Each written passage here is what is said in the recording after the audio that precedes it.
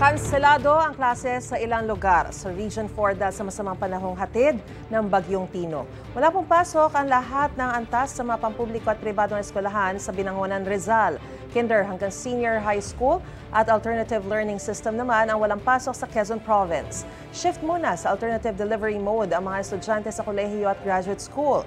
Sa Lucena City, no face-to-face classes muna ang kinder hanggang grade 12 at ALS. Ipatutupad din muna roon ang ADM sa kolehiyo at graduate schools. Kanselado naman ang klase sa lahat ng antas sa Puerto Princesa, Brooks Point, Kalayaan, Sofronio, Española, Nara at Quezon sa Palawan.